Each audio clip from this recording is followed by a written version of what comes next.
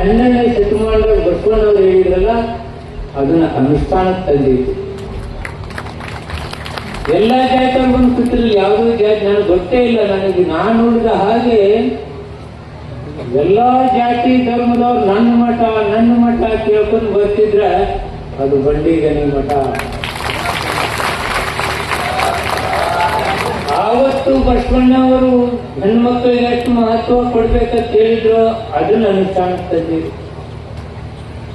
ಅಂಬೇಡ್ಕರ್ ಅವ್ರು ಹೆಣ್ಮಕ್ಳಿಗೆ ಆಸ್ತಿ ಹಾಕಿ ಕೊಡ್ಬೇಕು, ಅತಿಥಿ ಗೌರವ ಕೊಡ್ಬೇಕು, ಅವನು ಸಮಾನ ದೃಷ್ಟಿಯಿಂದ ಕಾಣ್ಬೇಕಂತೇಳಿ ಅಂಬೇಡ್ಕರ್ ಅವ್ರು ಏನ್ ಹೇಳಿದ್ರು, ಏನವ್ರು ಜಾತ್ಯಾತೀತದ ಬಗ್ಗೆ ಹೇಳಿದ್ರು. ಆ ಅಂಬೇಡ್ಕರ್ ತತ್ವವನ್ನು ಅಳವಡಿಸಿಕೊಂಡಂತ ಮಹಾಪುರುಷರು ಯಾವುದನ್ನು ಬಿಟ್ಟಿದ್ದೀರಿ? ಹೆಣ್ಮಕ್ಳಿಗೆ ಗೌರವಿಸ್ತಕ್ಕಂಥ ಕೆಲಸ ಮಾಡಿದ್ದೀರಿ. ಜಾತ್ಯಾತೀತತೆ ಇಲ್ಲ.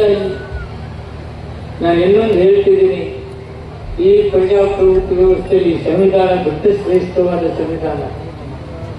ಆ ಸಂವಿಧಾನದ ಆಶಯಗಳನ್ನ ನೆರವೇರಿಸಲಿಕ್ಕೆ ನೀವು ಒಂದು ಹೆಜ್ಜೆ ಇಟ್ಟಿದ್ರಲ್ಲ, ಅದಕ್ಕಿಷ್ಟೆಲ್ಲ ಭಕ್ತರ ಜೊತೆ ಬಂದಿದ್ದಾರೆ. ಆದ್ರಿಂದ ನಾನು ಒತ್ತು. ನಾನು ಬಹಳ ಸಭೆಗಳಿಗೆ ಹೋಗ್ತೀವಿ, ಶ್ರಾವಣ ಮಾಸದಾಗ ಹೋಗ್ತೀವಿ, ಎಲ್ಲ ಕಡೆ ಹೋಗ್ತೀವಿ. ಅಲ್ಲಿ ಪ್ರವಚನ ಮುಗಿದ ನಂತರ ಸ್ವಾಮಿಗಳು ಬೇರೆ ಇರ್ತಾರೆ. ಒಳಗ ಗರ್ಭಗುಡಿ ಕೂತ್ಕೊಂಡು ಎಲ್ಲರೂ ಹೊರಗ ಕುದ್ರು. ಆದ್ರೆ ಈ ಮಠದಾಗ ಏನಿಲ್ಲ, ಹೆಣ್ಮಕ್ಳು ಗಂಡು ಮಕ್ಳು ಯಾವ ಜಾತಿ ಇದ್ರು ನಮ್ಮ ಮಠ ಐತ್ರಿ, ಅಜ್ಜರದಾರಿ ನಾವು ಹೋಗ್ತಿರಲ್ಲ. ಅದಕ್ಕೆ ನೀವು ಇಷ್ಟು ಹೆಸರುವಾಸಿಯಾಗಿದ್ದೀರಿ. ಸಂವಿಧಾನಬದ್ಧವಾದಂಥ ಸಂಸ್ಥೆ ನಡೆಸಿಕೊಂಡು ಹೋಗ್ತಕ್ಕಂಥ ಇವತ್ತಿನ ಬಸವಣ್ಣವರ ತತ್ವ ಆದರ್ಶಗಳು ಇವತ್ತು ಆಚರಣೆಯಲ್ಲಿ ಬರ್ತಕ್ಕಂಥದ್ದಿದೆ. ಅಜ್ಜನವರು ಎಷ್ಟು ಈ ಸಹೋದರರನ್ನ ತಾವು ಅಭಿಮಾನಿಗಳಾಗಿದ್ದಾರೆ, ನಿಮ್ಮ ಭಕ್ತರಾಗಿದ್ದಾರೆ. ಯಾಕೆ ಕೇಳಿದ್ವಿ ನಾವು? ಕೆಲವರು ಒಂದೊಂದು ಹೇಳಿದ್ರು, ಮತ್ತೊಬ್ಬ ಹೇಳಿದ, ಅವರವರ ಭಾವಕ್ಕೆ, ಅವರವರ ಪ್ರಕೃತಿಗೆ ಅವರವರ ತೆರನಾಗಿ ಇರುತ್ತೆಯನ್ನು ಶಿವಯೋಗ ಅಂತ. ನೀವು ಹೆಂಗಾಗಿ ಹಂಗ ನಿಮಗೆ ತೊಂದರೆ ಆಯ್ತಂದ್ರೆ ಸಹಾಯ ಹಸ್ತಾನೆ ಅಂತ. ಹಾಗೆ ಅವ್ರ ನಡೆ ನುಡಿ ಎರಡು ಒಂದೇ. ಏನ್ ಹೇಳ್ತಾರ ಹಂಗ ನಡೀತಾರ, ಏನ್ ನುಡಿತಾರ ಹಂಗ ಇರ್ತಾರ. ಕೆಲವು ಹೇಳುವುದಾಗ ಬೇರೆ, ನಡೀದಾಗ ಬೇರೆ. ಅಜ್ಜನವ್ರಿಗೆ ನೀವು ಹೇಳ್ದಂಗೆ ನಡೀತೀರ ಕೇಳಿ ನಿಮ್ಗೆ ನಂಗಾಗ ಏನ್ ಹೇಳ್ತೀರ. ನಾವು ಬಹಳ ಮಂದಿ ಕಡೆ ಕೇಳ್ತಿರ್ತೇವೆ, ಹೇಳಿದ್ದೇವೆ ನಂತರ ಪ್ರವಚನ ಮುಗಿದ ನಂತರ ಸ್ಥಿತಿನೇ ಬೇರೆ ಇರ್ತೈತೆ ಒಂದೊಂದು ಕಡೆ. ಆದ್ರಿಂದ ನಡೆ ನುಡಿ ನಿಮ್ಗೆಲ್ಲ ಒಂದೇ ಇದೆ ಹಾಗೆ ಅಂತಕ್ಕಂಥ ಮಾತನ್ನು ನಾನಿಲ್ಲಿ ಹೇಳ್ಬೇಕು.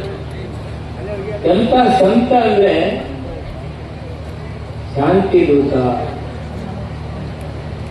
ವಿನಯವಂತ.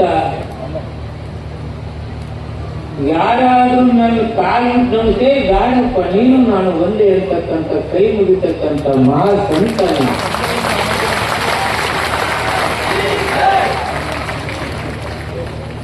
ಎಂತಹ ಕಾರ್ಯವೈಖರಿ ತಂದು ನಾನು ಹೇಳಿದ್ದು 365 ದಿವಸದೊಳಗೆ ಬಹುಶಃ ಎಷ್ಟು ದಿವಸ ಬಿಟ್ಟಿರೋ ಗೊತ್ತಿಲ್ಲ ನನಗೆ. 282 ದಿವಸ ಅನ್ನ ಹಾಕೋರು ಯಾರಪ್ಪ?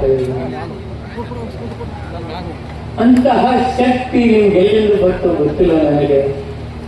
ಅಂತಹ ಶಕ್ತಿ ಹೊಂದಿದ್ರೆ ನೀವು ಬಂಡಿಗನಿ ಅಪ್ಪನವರು ಅಂತಕ್ಕಂಥ ಮಾತನ್ನು ನಾನೆಲ್ಲಿ ಹೇಳಿಕ್ಕೆ ಇಷ್ಟಪಡ್ತೇನೆ.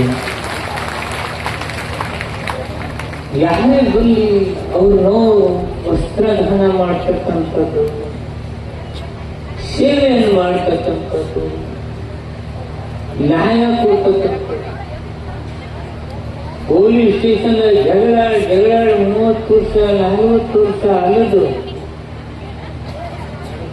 ಜೀವ ಬಿಡ್ತಕ್ಕಂಥವ್ರಿಗೆ ಬರೆಯಪ್ಪ ಇದು ಹಂಗಲ್ಲ, ಬದುಕು ಹಿಂಗಿದೆ, ಹುಟ್ಟು ಆಕಸ್ಮಿಕ ಆದರೂ ಸಾವು ಖಚಿತ, ನಡು ನೀವು ಬದುಕಾಕತ್ತಿದ್ದೀರಿ, ಅಲ್ಯಾಕೆ ಅಡ್ಡಾಡ್ತೀರಿ, ಇಲ್ಲೇ ಬಗೆಹರಿಸ್ಕೊಳ್ಳಂತ ಹೇಳಿ ನ್ಯಾಯದಾನ ನೀಡ್ತಕ್ಕಂಥ ಕೆಲಸ ತಾವು ಮಾಡ್ತೀರಿ. ಹಾಗೆ ಅಂತಕ್ಕಂಥದ್ದನ್ನು ಹೇಳ್ತಾರೆ. ನಾನು ನೋಡಿದ್ದೆ, ಒಮ್ಮೊಮ್ಮೆ ಬಂದಿರ್ತೀನಿ. ಸೋಮವಾರದು 10,000 ಜನ ಬರ್ತಾರೆ. 10,000 ಜನ ಹಂಗೆ ಸುಮ್ಮನೆ ಬರಲಿಕ್ಕೆ ಸಾಧ್ಯ ಇಲ್ಲ ಅಂತಕ್ಕಂಥದ್ದು. ಇಲ್ಲಿ ಎಷ್ಟು ಪ್ರಶಸ್ತಿಯಪ್ಪ ಅಂದ್ರೆ 1 ಇರ್ಬೋದಾ, 2 ಇರ್ಬೋದಾ, 5 ಇರ್ಬೋದಾ, 10 ಇರ್ಬೋದಾ, 20 ಇರ್ಬೋದಾ, ಎಲ್ಲ ಗಡಿದ ಚೆಟ್ಟು ಕುದುರೆಗ 98 ಪ್ರಶಸ್ತಿಗಳನ್ನು ಇರುತ್ತವೆ.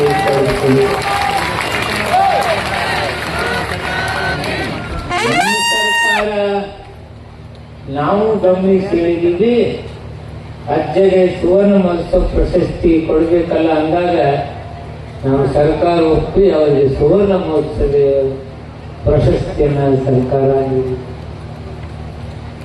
ನಾನು ಬಹಳ ಹತ್ತಿರದಿಂದ ಇತ್ತೀಚೆಗೆ ನೋಡಿದವ ನಾನು.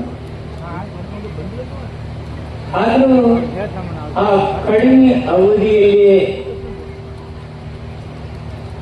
ನನಗೆ ಇಂಥವು ಸಂತರು ಇರ್ತಾರ ಅಂತಕ್ಕಂಥ ಭಾವನೆ ಬರುವ ರೀತಿಯಲ್ಲಿ ನನ್ನ ಮನಸ್ಸು ಅವರ ಕಡೆ ವಾಲ್ತೀವಿ ಹಾಗೆ ಅಂತಕ್ಕಂಥ ಮಾತನ್ನು ನಾನು ಹೇಳಿ, ಇನ್ನೂ ಬಹಳ ಹೇಳುವುದಿದೆ.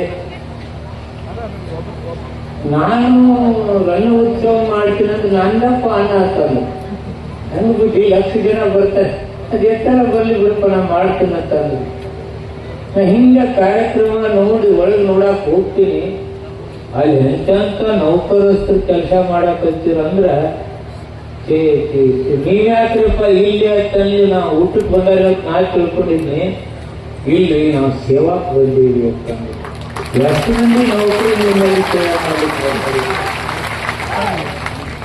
ಆದ್ರಿಂದ ನೀವು ಎಂತೆಂಥ ಭಕ್ತರು ಹೊಂದಿದ್ದೀರಿ, ಬರೀ ದಡ್ಡರನ್ನಲ್ಲ, ಮಧ್ಯಮ ವರ್ಗದವ್ರನ್ನಲ್ಲ, ಶ್ರೀಮಂತರನ್ನಲ್ಲ, ಬುದ್ಧಿವಂತರು ನಿಮ್ಮ ಭಕ್ತರದಾರಂದ್ರೆ ನಿಮ್ಮ ಒಂದು ಶಕ್ತಿ, ಅದ್ಭುತವಾದ ಶಕ್ತಿ ಹಾಗೆ ಅಂತಕ್ಕಂಥ ಮಾತನ್ನ ನಾನು ಇವತ್ತು ಹೇಳಿ ನಾನು ಇಷ್ಟೇ ಹೇಳಿಕ್ಕೆ ಇಷ್ಟ ಆಗ್ತಿದ್ದೀನಿ. ಮಾನವ ಧರ್ಮ ಇರಬೇಕು. ಇವತ್ತು ಬೇರೆ ಬೇರೆ ದೇಶಗಳಲ್ಲಿ ನೋಡಿದಾಗ ಧರ್ಮಾಂಧತೆ ಕಾಡ್ತಾರೆ.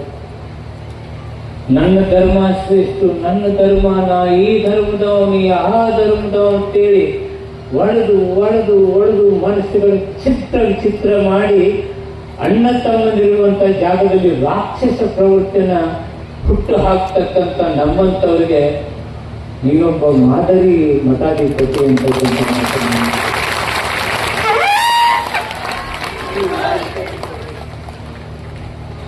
ನೋಡಿ. ಅಧಿಕಾರ ಲಾಲಸಿಗಾಗಿ ಎಂತೆಂಥ ಧರ್ಮ ಜಾತ್ಯ ಬಿಟ್ಟಿ ಕಿತ್ತಿ ಕಲುಷಿತ ವಾತಾವರಣ ತಯಾರು ಮಾಡಿದ್ರು. ಧರ್ಮಾಂಧರು ನೆಟ್ಟಿ ನಿಲ್ತಕ್ಕಂಥ ಕೆಲಸ ಇಲ್ಲಿ ಆಗಬಾರ್ದು, ಈ ನಾಡಿನಲ್ಲಿ ಆಗಬಾರ್ದು, ಮಾನವ ಧರ್ಮ ಉಳಿಬೇಕು ಅಂತಕ್ಕಂಥ ಅನಿಸಿಕೆ ನನ್ನದು.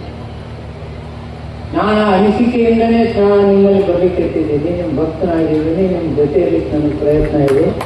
ಮಾನವ ಧರ್ಮ ಪಾಲನೆ ನಿಮ್ಮಲ್ಲಿದೆ ಅಂತಕ್ಕಂಥದ್ದು ನಾನು. ತಾವು ರೈತರು ಈ ಭಾರಿ ಲಘು ಶ್ರೀಮಂತರಾಗಬೇಕಂತಕ್ಕಂಥ ಈ ಕಲುಷಿತ ಆಹಾರ ತಯಾರಿಕೆ ಮಾಡಿ ಎಲ್ಲವೂ ಕಲುಷಿತ ವಾತಾವರಣ ಸೃಷ್ಟಿಯಾಗಿದೆ.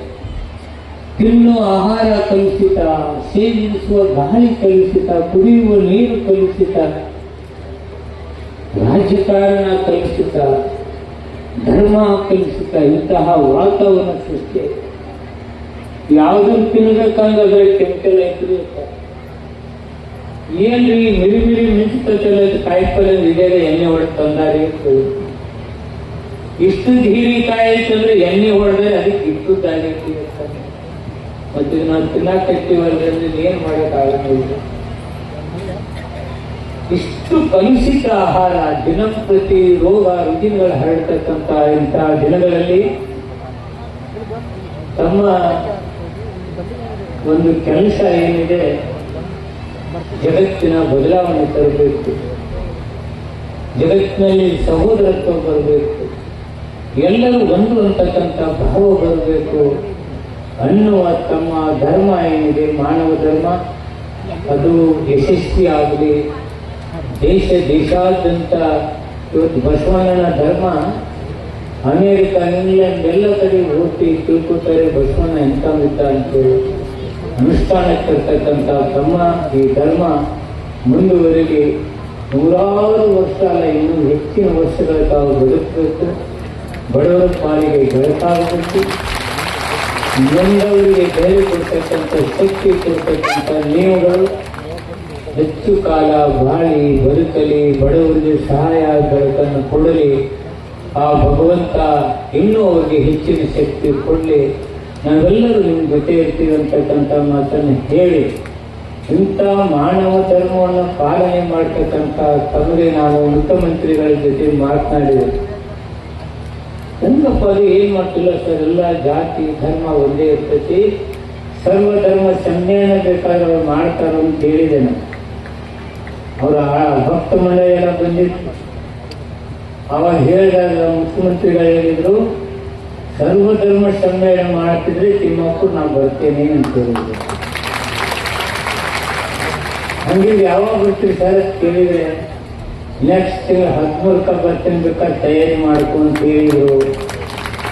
ಸರ್ವ ಧರ್ಮವನ್ನು ಪ್ರೀತಿ ಮಾಡ್ತಕ್ಕಂಥ ನಮ್ಮ ಮುಖ್ಯಮಂತ್ರಿಗಳಲ್ಲಿ ಬರಲಿ ಕೊಡ್ಕೊಂಡಿದ್ದಾರೆ. ಆ ತಯಾರಿಯನ್ನು ಆದಷ್ಟು ಶೀಘ್ರದಲ್ಲೇ ನಾವು ನೀವೆಲ್ಲ ಮಾಡಬೇಕಾಗಿದೆ.